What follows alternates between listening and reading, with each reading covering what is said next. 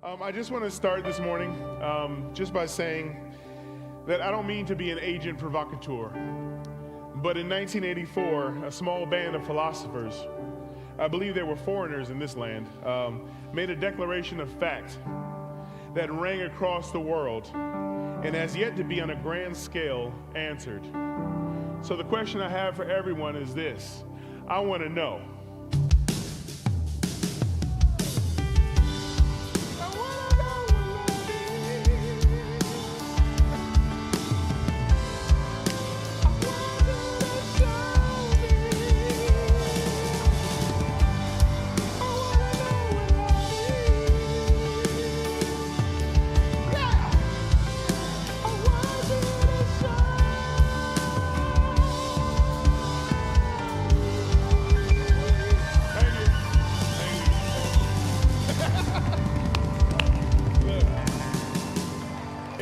If I had a real mic, I would have let it rip. But I don't know what now that I have freaked some of you all out and killed the butterflies in my stomach with abhorrent falsetto, foreigners said it, and how many thousands of songs throughout the days have asked questions about love? Will you still love me tomorrow? Burt Bacharach, what the world needs now is a love, sweet love, no, not just for some. Thank you. I can do it all by myself. Legend has it actually that even, thank you gentlemen, I appreciate that guys. We'll be headlining next week. Not at all. Legend has it that even Jimi Hendrix, at one of his concerts, held a microphone at the top, and while he was letting it go, he stopped for a moment, stopped the set and said, I put this microphone up here for anyone who can tell me what real love is. And not one person came to the stage. And then he said, okay. And he kept it moving, left hand strumming. So what I would like to ask you all today is, like what Foreigner said, I want to know what love is. Because for something that's so important and so vitally important for our everyday lives, shouldn't we know what it is? I mean, you can't even cook a recipe if you don't know the ingredients you're supposed to use. And in 1 John 4:7-8 says that God himself is love, and we claim to be children of God, then the real love should be passed down through genetics of God to us. And now, mind you, we do live in a fallen world, and we've grown up in it. Some of us have not been saved our whole lives. Some of us have lived lives that maybe just coming to know him in recent years, and that's okay. That is okay. We're here, and God is faithful. But if he has called us to be like him, and we don't know what agape Christ love is, then how can we truly do it? And on top of that, how can we reproduce it in someone else? Because aren't we called to make disciples of men? So how can we do it? So I want to talk about that today. And the reason why, because if you know the truth, according to John 8:32, that the truth that you know will set you free. It will break those chains. It will set you free. It's supposed to set you free. And the only thing that will be holding you back if you don't do it will be the chains that we're bound to. So, we really have nothing to lose but those chains. So let's talk about it. When I'm asked this question for the most part, or when I ask the question to someone else, when I talk to them, and I've had conversations, and I've had the honor of discipling people through the years. Was a youth pastor for a long, long time, and I'm humbled by that. It's some of the greatest years of my life. Now I'm a children's pastor. Maria and I do a tag team together. We pose that to our children. We talk about love often. Any of my volunteers in Kid Nation know we talk about love. At some point, the message is coming back to love, no matter what we talk about, because that literally the scarlet thread of the scripture is God's love for mankind. And at the end, whether it is God's judgment or God's open arms, both of those are his love manifested. I mean, if you discipline your kids, you discipline them in love, correct? And if you give your child a reward, you give it to them in love. Both acts are necessary, and both acts are steeped in your love. God's the same way. And so when I talk to people and I say, what is love? And I learned this lesson years ago from Josh McDowell. If anybody knows who Josh McDowell is, I learned it years ago, an amazing apologist, and I have been studying more and more when I learned it from him. But when you ask people what love is, most of the time, if you sing it like that, you're going to freak people out. But if you ask them normally, they're going to, they'll say God. Would you agree? They say God is love. Well, I agree. In 1 John 4:7-8, it says, Beloved, let us love one another, for love is of God, and everyone that loveth is born of God and knoweth God. He that loveth not knoweth not God, for God is love. And I agree, God is love. But I don't believe that's the definition. I believe that's the source. I think saying, humbly, saying that God is love as the definition is like saying when I ask you to define heat, you say the sun. Knowing the source does not necessarily mean you know what it is defined. We know the characteristics. That's why if you say 1 Corinthians chapter 13, love is patient, love is kind. I agree, it is indeed those things, but I humbly don't believe that's the definition. Because the sun is warm, the sun is hot, the sun is nourishing, but is that still the definition? Those are what the sun is supposed to do. And that is what a lover of Christ is supposed to do. Be patient, be kind. Those are the actions that come with the choice we made to follow Christ. But is that the definition of love? What about when people say love is a feeling? That permeates a lot of our culture. A lot of our culture. And because we have kids in here today, I won't go any further than that when it comes to some of the definitions of it.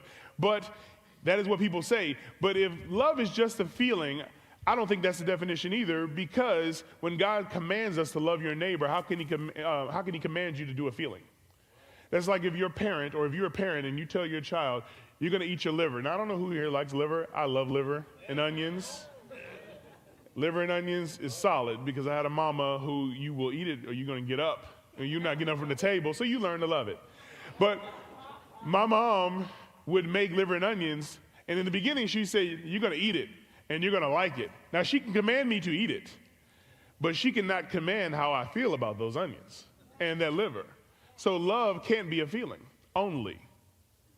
It can't, because God can't command you to do something that you feel. He can command you to act. So go with me, please, to Ephesians chapter 5, verse 28 and 29. God has given us the definition, I believe, in Scripture of what the love of God is. I still got the song in my head. The definition of what the love of God is. I'm a walker, I'm a mover. I apologize, ma'am. And everyone else on the cameras, please forgive me, but I will try to stay constrained to this quasi-octagonal. Ephesians 5:28 says this. It said, even so husbands should love their wives as being in a sense their own bodies. He who loves his wife loves himself. For no man ever hated his own flesh, but nourishes and carefully protects and cherishes it, as Christ does the church, because we are members of his own body. I believe in those two scriptures, God has given us the definition of love. Okay, now, my brother called me out this morning because he saw the message from last night, and so he called me out this morning. But I'm going to say it anyway, okay? I'm taller than him. So, he's older, but I'm taller.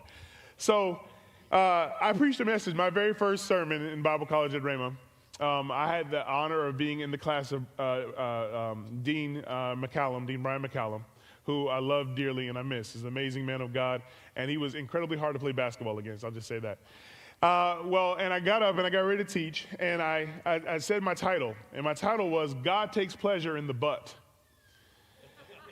Exactly. That's exactly what happened. But there was more shrieks of dismay and screams of, are you kidding me? And actually a girl I was dating at the time actually hollered out in class and said, you're wrong for that. Like literally just hollered, well, what's wrong with you? Kind of a thing. But I was talking about when it says, when God says, but in due season you shall reap if you faint not. The conjunction of the turning point, that God takes pleasure when we see things going a certain way, but in due season. So God takes pleasure in turning things at that conjunction, was the point of my message. And needless to say, I got an A+, so I didn't care what anybody said. So I cared what the teacher said. So I believe also in this, therein lies the point. When it says here that even so husbands should love their wives as being in a sense their own bodies. He who loves his wife loves himself. For no man ever hated his own flesh. Okay? I'm gonna say this real fast because I don't have a lot of time, so I don't want to call anybody up and embarrass anybody, but I don't mind, but I won't. Years ago, there's a gentleman who went to our church. My dad, as a pastor, my dad and mom pastored a church for about 30 years in Jonesboro, Louisiana. Pastor Percy and Desiree Joe, shout out to them. I miss you, Mom, and I love you, Dad. He had a gentleman who was even bigger than me. He said, "Hey, sir, stand up real fast in service." He said, "Okay, no problem, Pastor." He said, "Do me a favor, hold your hand like this." He said, "All right." Then he said, "Do this with your hand." And the guy was a little wary. All right. He said, "Now rear back, all right, and punch yourself as hard as you can in the face. I mean, let it fly, like kapow, like Batman with the little thing, pow, pow, over your head, let it go." And he said, "No, Pastor." And he said, "What's wrong with you? Come on, let's go for it. I believe in you. I believe in what you can do. Punch yourself in the face." And he said, "No, Pastor." He said, "Now why?" And he said, "Because that would hurt." And he said, "Really?" And then he did this. Now, I'm not going here today. He said, but then this. He said, "Gentlemen, if you would never punch yourself in the face because you know you want to protect your own self, then why would you lay on your hands on your wife that same way? Is she less valuable than you?" So I'm not going that route, but there's still a nugget to think on, okay? So the question I have, but it is important. Don't forget it. That's not a nugget to toss away. He said, we have to love ourselves the way God commands us to. And what we do is we take and we protect ourselves. You would never punch yourself in the face because you know the damage it would cause you, and you love yourself enough not to do that. There is the definition. So the word there is hate. No man ever hated his own flesh, but that conjunction there. Now, when you have hate, what is the opposite? Love. Radio Raheem, anybody? Okay, never mind. Hate, love, and hate. So when he says, no man ever hated his own flesh, it doesn't say there, but loves it. No. We know that's the diametrically opposed option, but that's not what it says. It says, but nourishes and cherishes. There's the definition. Do you realize that the Apostle Paul does not use the word love, but he literally defines it? He says that no man ever hated his own flesh, but nourishes and cherishes his own flesh. Now, who is he talking to? The body of Christ. And he's talking to them about husbands should deal with their wives. So is he only talking to husbands about how they should take care of their flesh in workouts and self-preservation? No, he is literally breaking it down to them at the bare minimum of how they know that they should be taking care of themselves. Now, do the same with your wife. And that is not a charge to not hit her. That is a charge in how to love her. So that example, if the husband if the bridegroom is supposed to do that to the bride, then the bridegroom of the church is showing us that he also does that to his bride.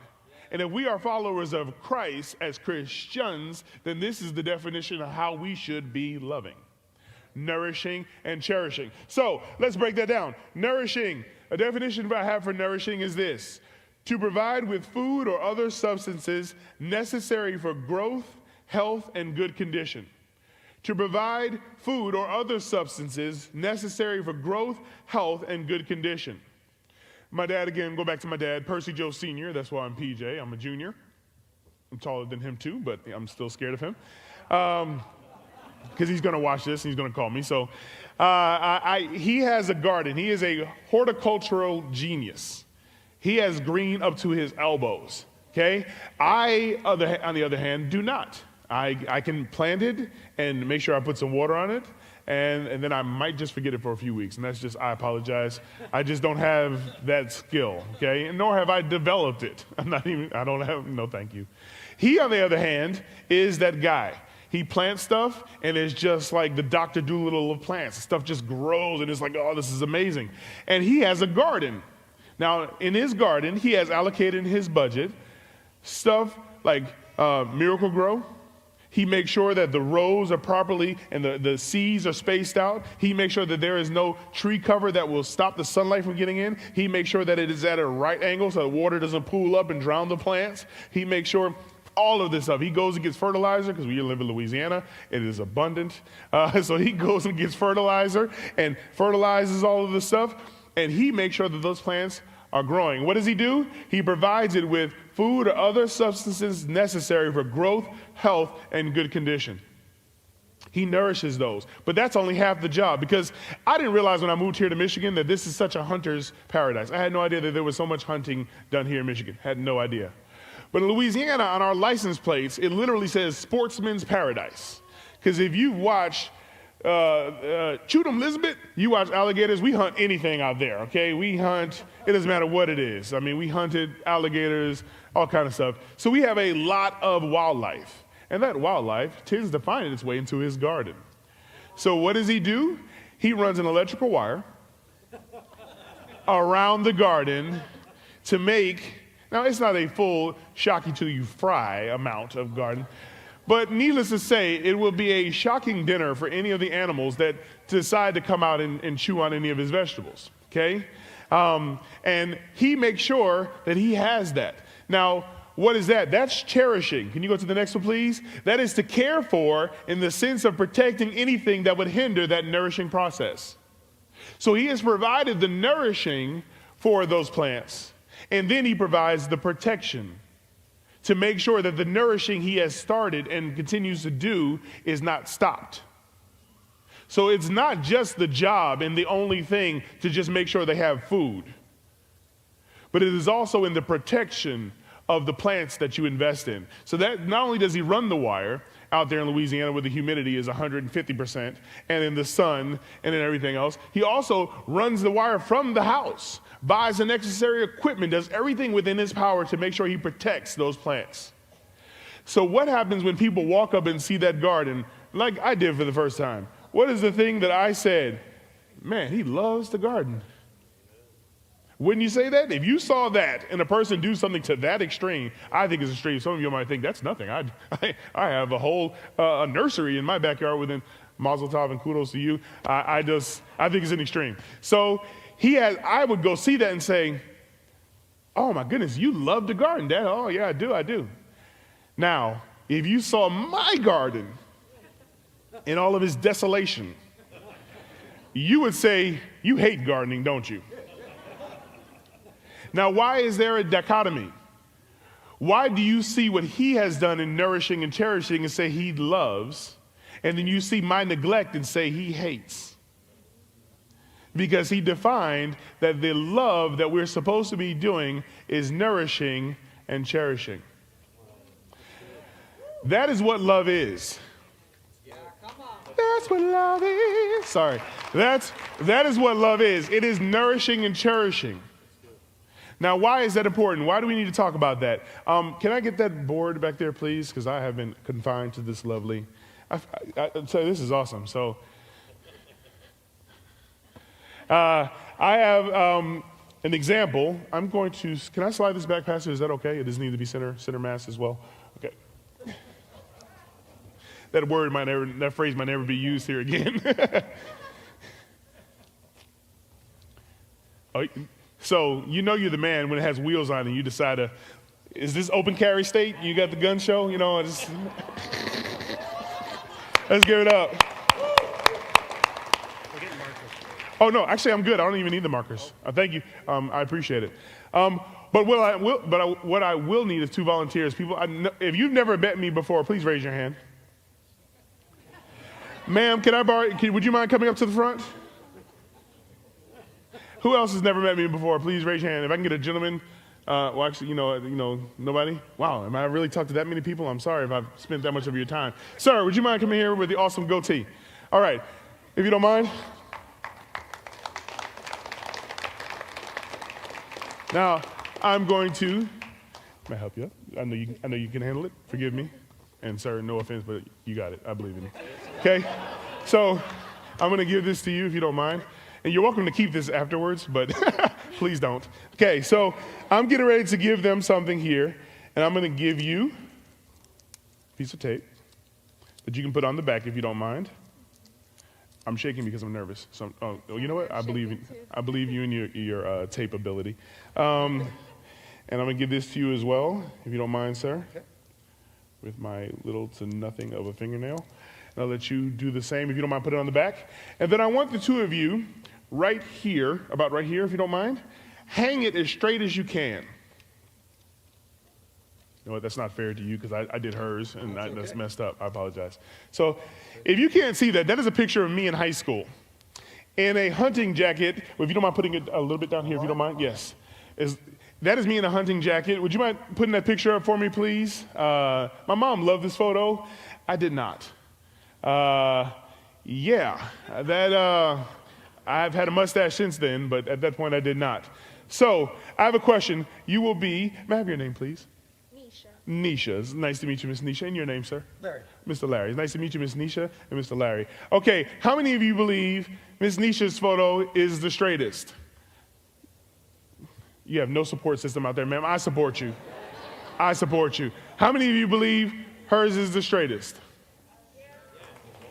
Wow. Wow. Thank you all so much. You know who's going to invite you over for Thanksgiving dinner. You can tell. No, I'm just joking. Mr. Larry, how about you? How many of you think Mr. Larry is the straightest? His family, not even, did your family even clap? No, that's, wow. You know what? I believe in both of you. And here's the thing. We can literally argue and debate this all day, correct? I don't have that much time, and neither do you. We could debate this all single day, but there is a way to know how straight and who's the straightest. May I have that other apparatus, please? Okay? This is a level. This is an absolute option for determining whose is the straightest. We could argue, or we could test it.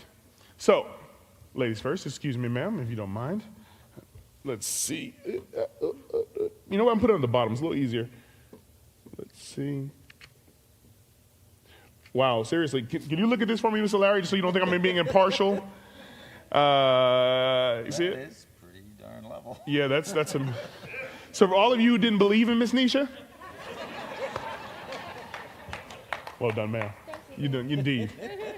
Now, Mr. Larry, after that, I don't know if you want, I don't want to assume, but just know I still love you if it's not, okay?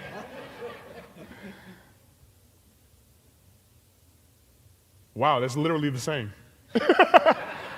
So, let's give them both a hand. Well done, thank you. You can have a seat, thank you very much. No disrespect, you're welcome. I believe in you. All right, I'm gonna turn this around because you don't need to see that the rest of the day. It's a setup, it's a setup. You know what, I'm proud of who I am. So, with that, why was that? Other than being just hilarious, a little bit of hilarity in the message. The point is that there is a debate in this world of what love is.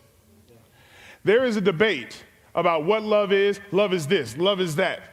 But God has made an absolute standard of what love is. That is in your marriages.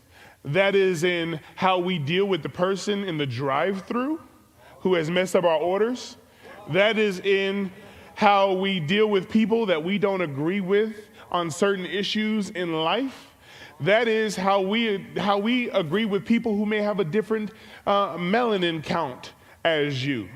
That is, melanin, it's a good Googleable word. I encourage you to do that. That is also people who don't agree with you in your political views. People who don't agree with you when it comes to things about the earth, whether it's flat or it's round. Seriously, love should be in that argument. It really should. Anything that we are dealing with, if you are not nourishing and cherishing, you are not loving that person. If what you are doing concerning that issue is not nourishing and cherishing, it's not love. How about this? If the things you post are not nourishing and cherishing the people who will see it, it's not love. If the things you say in conversation are not nourishing and cherishing, it's not love. And the most interesting part is that we are supposed to be the ones who know. We are the ones who are supposed to be the models of what love is. That is supposed to be us. But if we don't know, that is like if Julia Childs got up and started teaching you about food and knew nothing about food, she wouldn't have stayed syndicated as long as she did. You would have called her a hack. You would have called her a fake. She would have got laughed off of television. We would not know about her pouring alcohol in every single recipe. We wouldn't have known anything about Julia Childs. Yes, I am old enough to know that. Yes, we would not know anything about her because she would have got written off as someone who didn't know what she was talking about. And if we claim to be Christians, and God gave us the definition of Christianity's love, and we don't walk in it and know it, are we really walking in what we were called to be? Now, I'm not going to leave it there. I'm going to go quickly. Go with me to Luke chapter 10, verses 25 to 37. I'm going fast. I'm going to turn on the New Jersey speaking filter that I have, the rapid fire one, okay? Luke chapter 10, verses 25 to 37. And behold, a certain lawyer stood up and tempted Jesus, saying, Master, what shall I do to inherit eternal life? And Jesus said unto him, What is written in the law? How readest thou? And the lawyer answered and said, Thou shalt love the Lord thy God with all thy heart, and with all thy soul, and with all thy strength, and with all thy mind, and thy neighbor as thyself. So those two different things. Loving the Lord with all your heart, mind, soul, and strength, and then loving your neighbor as yourself. And Jesus said unto him, Thou hast answered correctly. Thou hast answered right. Now do that, and you shall live. But the lawyer, trying to justify himself or get out from under the pressure, pretty much that was just everybody could see he had the hole he had dug himself into, said unto Jesus, Okay then, well, who is my neighbor? And Jesus answered and said, A certain man went from Jerusalem to Jericho and fell among thieves, which stripped him of his raiment or of his clothes, wounded him, and departed, leaving him half dead. And by chance, now why is that important? A certain man from Jerusalem to Jericho, because he was speaking to Jesus was speaking to the Jewish culture about a Jewish man coming from Jericho. So he was literally talking about a Jewish man. He didn't say a man to leave it to the imagination. He was talking about a Jewish man, speaking to a Jewish lawyer. And he said, and the Jewish man fell among thieves, and he was stripped of his raiment. Now, what I've studied and what I've seen in history and in the scripture, when in the Jewish culture, being naked or in public was a shame. It was literally shame, which is why when Jesus was stripped and hung on a cross, that was more added shame that was on top of the crucifixion he was already having. And wounded him and departed, leaving him half dead. Who knows if he was bleeding out, but enough, he may have been bleeding eternally. He was dying. And there by chance came a certain priest that way. Now what do we say about certain? He was a priest. And not just a priest from maybe Jericho, but he was from Jerusalem. And the scripture says that he came and looked on him and passed the other side. Forgive me. And a certain priest came that way, and when he saw him, the connotation there is he saw him from a distance. He passed by on the other side. And likewise, a Levite. Now, there needs to be no different definition of the Levite because Levitical priesthood is Jewish priesthood, okay? He was at the place, and he came and looked on him. So he came a little closer and checked him out, but still passed on the other side. But a certain Samaritan, as he journeyed, came where he was, and he saw him, and when he saw him, had compassion on him. So not only did he see him from a distance, he saw him closer, but he got close enough to make a difference. Moved with compassion, and then he went to him, bound up his wounds, pouring in oil and wine, and set him on his own beast, and brought him to an inn, and took care of him. And on the morrow when he departed, he took out 2 pence, gave them to the host, and said unto him, Take care of him, and whatsoever thou spendest more, when I come again, I will repay thee. Now Jesus asked the lawyer, Which now of these thinkest thou was neighbor unto him that fell amongst the thieves? And the lawyer said, He that showed mercy on him. And Jesus said unto him, Go and do likewise. Jesus also, not just the Apostle Paul, Jesus also gave us a definition of love in applicable form. The Apostle Paul talked about it in marriage form. He's talking about how to do it every single day. The exact same definition. I'm going to prove it to you. Okay, the first man, the priest, the person who's supposed to know God and have conversations with God, he saw him and didn't even bother to get closer, went around. Now, there is something to be known about the priesthood. It is against, I want to say, the Mosaic law to touch a dead body. Okay, it was against the law to touch a dead body. So maybe he was defaulting to that. So let's give him that. I understand. But you still could have checked. This is still your brother. You still could have seen he was okay and not care about the human condition. Is the human condition worth more than the Mosaic law? Because what's the point of the Mosaic law if there's no humans to share it with? So, side note, is our religious ideologies more important than the human condition? I'll leave that there. That's something to chew on. And then the Levite, when he was at that place, he got a little closer. He had a little more concern, but he still passed to the other side. And the Levitical priesthood, Pastor, correct me if I'm wrong, that was even a more devotion and commitment to God. They actually had a heavy commitment of things you couldn't do, couldn't drink, things like that. These are stuff, they were heavily committed. He was even closer to God and still kept it moving. But the Samaritan, here's something you should know about the Samaritans if you don't already know. The Samaritans and the Jews hated enemies. The Jews looked down on the Samaritans hated that and looked back at them in a disdaining way, and there was just beef. They didn't as much as fight you as see each other. So this Samaritan sees him and then begins, can you put the nourishing definition back up there for me, please? He begins to nourish this gentleman. What is the first thing he does? He goes to him, binds up his wounds. I'm going to tell you something right now. The agape love of God is inconvenient. The agape love of God is confrontational, but it is not combative. The agape love of God will present you front center with things that make you uncomfortable. I have a question for you. Is Jesus dying on the cross the ultimate agape love of God? Yes? You think that was a mite uncomfortable? Huh. So when he said, take up your cross and follow me, what do you think he was talking about? Okay, just humble question. Okay, I'll leave that chew in there too. He went to him and bound up his wounds. Now, I don't know if they had medical kits on their donkeys and stuff at that time. They may have, okay? But if he did not, what was he using for gauze? His own clothes. He was literally ripping up his garments more and more. And depending upon how bad this man was bruised, he may have needed a lot. So that may have put him in the shame category. Then he pours his own oil and his own wine in the wounds. And if you're a student of history, during military times, if there wasn't a lot of things to use for antiseptics and things, they would pour wine and olive oil and things in them to help cut the infections and to start healing. So he was putting that in the wound, his own stuff. Then he gave them to the host and said unto him, take care of him, forgive me. He put him on his own beast, so that's even more inconvenient because now I got to walk back to Jericho where I was riding, now I got to walk. And it was probably slow going because if you got a man that's dying, are you really bucking along on this thing? No, you're going slowly. So he had to walk all of that.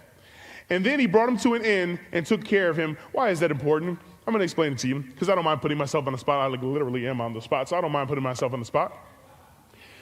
Here's what you need to know about this story. A lot of times we take the Good Samaritan story and we think of, somebody has a broken tire or a broken car, you stop by and help them. That was a Good Samaritan. That is kind. Or you say, a person needed some food, or the homeless, or you help feeding the homeless. That's a Good Samaritan. And sure enough, what did the news say? Good Samaritans that come out and do that. And that's very kind. And that is indeed something nice to do. But that's not what Jesus is talking about. The equivalent of this man taking him to Jerusalem to put him in the inn is the equivalent of me taking Pastor Jerry, completely beat up and bruised, to 1950s Mobile, Alabama in Jim Crow South. So think about that for a moment. Me, a brother of uber melanism, okay, a black man taking a minimally melanated man in Pastor Jerry, a white man, to, I don't want to just pick on Mobile, let's just say Jim Crow, period, okay? Because if I go to Mobile one day, I don't want somebody to see me, you was the guy, you know what I'm saying? So, me taking him down there, beat up and bruised, and putting him in a hotel, the minute I get into town, what do you think is going to happen? Word will spread faster than gasoline grass, lit, that I have done this to him. Will they care? With the lynchings that went on in that place, do you really think that they're going to care that I didn't do it?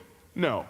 And that is the equivalent Jesus is saying, well, am I too far? That is the equivalent Jesus is saying about a Samaritan taking a Jew back into Jerusalem that is beat up. So he literally, what Jesus is talking about is an issue of ethnicity in this point, and he is using that as an example of what love is. It is stepping over the lines of society that they have told you you should and should not think. And he said that this is what the definition of love is. He nourished and cherished this man. And now on top of that, he didn't leave it there. It wasn't a one-time thing. He said, look, take care of whatever he needs, put it there, and I will come back. I am going to come back into this town, even though they're looking at me sideways, even though I could get killed, to make sure that he is taken care of. And if we are not going to that same extreme, nourishing and cherishing people we do not agree with, we may not like, people that we may not think about, people that may be on another side of a track. I don't know if you have tracks here in Michigan, but where I'm from in the South, we got tracks. Matter of fact, in my hometown, the prom didn't even get integrated until the mid-2000s. Okay? So, and the Klan still marches outside of my church. Okay? They march here too, but I'm just telling you, like literally in front of the door, you walk out and there's the Klan. It's like, hey guys, happy Sunday to you, If we are not stepping over those borders the way Jesus has defined us to nourish and cherish, then we're not doing love. Because therein lies the patient, kind, long-suffering, gentleness, kindness. That's where all of that falls. The agape love of God is a literal cup that holds all of those things. And if we have yet to pick up that cup, are we following Christ? Starting with me. Are we following Christ? All right, so now I'm going to wrap it up because I know time is getting short. And even with my jersey filter on, I still have to go faster. So when it comes to this, here's the thing you need to know. Like hanging this portrait of this incredibly awkward teenager with a hunting jacket on who had never gone hunting up to this point. It doesn't matter how straight I do it. Without a standard to hold it to, it's wrong. There's no middle ground with Christ. He said, this is the narrow road. This is the door. I am the door. Anything else is a crook or a robber trying to come in through the back. Here's the thing I challenge all of us, starting with me again. We need to realize that the portrait we hang, now I hung a portrait of myself, but when we walk in Christ's love, we are literally hanging portraits of Jesus everywhere we go. So are you hanging him straight or are you hanging him crooked? Are you hanging the portrait of Christ? When they leave your presence, are they more upset at Jesus than when they met you? Or are they, oh man, there's something about that Christ. And that is all in the way you hang the portrait of Jesus. Every time we speak to someone, interact with them, we are literally hanging a picture of Christ for them to see. And here's one thing, I'm gonna leave you with this. The way the portrait gets hung is not up to the board, it's to the hanger, the person who mounted it. So that means if that person gets upset at you, you Christian, you da-da-da-da-da. Now they could be upset at some things. I understand that. But for the most part, the portrait of Christ is up to the one who hangs it and not to the wall it's hung on. That board is just fine, whether this is straight or not. So are we hanging the picture of Christ in nourishing and cherishing straight or crooked? Starting with me. Am I hanging it straight or crooked? If you come in contact with me, please no yays or anything like that. But if you come in contact with me, the portrait of Christ that I just handed to you, is it straight or is it crooked? Last part, Matthew 5:43 and 48 through 48. I'm going to read it to you quickly. This is a charge that Jesus Christ gave to everyone, starting with me. And I cannot, it's like a mother bird. I know this can sound weird, but it's like a mother bird. You know, mother birds feed their babies by eating first and then sharing. So I can't share with you anything I have not eaten myself. If not, I'm a hypocrite. And I'll say it first. I'm a hypocrite. If you haven't seen this in my own life, I'm a liar and a hypocrite. And I need to find something else better to do with my Sunday morning. But if I have indeed, then I encourage you to listen to this charge. And mind you, this is not Percy Otis Joe Jr., which is my whole name, 4 first names. This is not Percy Otis Joe Jr.'s charge. This is literally Jesus saying this, and I'm just repeating it. And yes, they did kill the messenger, but he rose again. Okay? So listen. You're familiar with the old written law, love your friend, and its unwritten comparison, hate your enemy. I'm challenging that. I'm telling you to love your enemies. Let them bring out the best in you, not the worst. Isn't that something? You know, the Christ and the Christians happen to say, let the people you don't agree with and your enemies bring out the best in you and not the worst. When someone gives you a hard time, respond with prayer. For when you are working out of your true selves, your God, because then you are working out of your true selves, your God-created selves. This is what God does. He gives his best, the sun to warm and the rain to nourish. And that sound like nourishing and cherishing again? Interesting. To everyone, regardless, the good and the bad, the nice and the nasty. The rain falls on us all. The sun warms us all. The good and the bad, the nice and the nasty. So why do we choose? If all you do is love the lovable or the people you agree with who agree with you, who will amen in your choir, do you expect a bonus? Anyone can do that. I'm going to read it this way so you don't think I'm looking at you. Anyone can do that. Oh, no, I'm just joking. I want to get the pastor be like, turn back around. If you simply say hello to those who greet you, do you expect a medal? Any run-of-the-mill sinner does that. In a word, what I'm saying is, now remember, who did I say wrote this? Okay, I just wanted you to know that before I read this next part. In a word, what I'm saying is grow up. Let me say that in Spanish. In a word, what I'm saying is grow up. I could have said it in Spanish, but you know. You are kingdom subjects. We are kingdom subjects. Now live like it. Live out your God-created identity. And why do I say it's your God-created identity? Because what is 1 John 4, 7, and 8? For God is love. God's whole identity is love. His whole identity is nourishing and cherishing. What did he do with Adam and Eve? He gave them everything that they needed, correct? And then he put them in the garden to protect them. And then when he had to remove them from the garden, he still put the angel there to make sure he protected them from doing more. Nourishing and cherishing. So this is your identity, your God-created identity. Live generously and gracious towards others the way God lives towards you.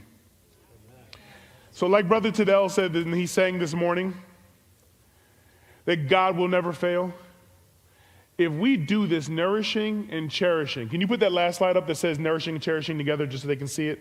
If we do the nourishing and the cherishing in every situation, how you deal with your spouse, how you deal with the people at the bank and you're sitting outside in a line and you're upset, how you deal with a grocery store, how they deal with you, how you deal in a fight and an argument. If we do these things the way God says do it, when God says he will never fail, then the God kind of love in us will never fail, and every single one of those situations will go the way that God said it would go. And this is how you will know that they are my disciples. What's the rest? So you're saying that that nourishing and cherishing will be the identifying mark for whether you're a Christian, huh? So I leave you with that, and I encourage, starting with me, again, nourish and cherish. Anything less is crooked.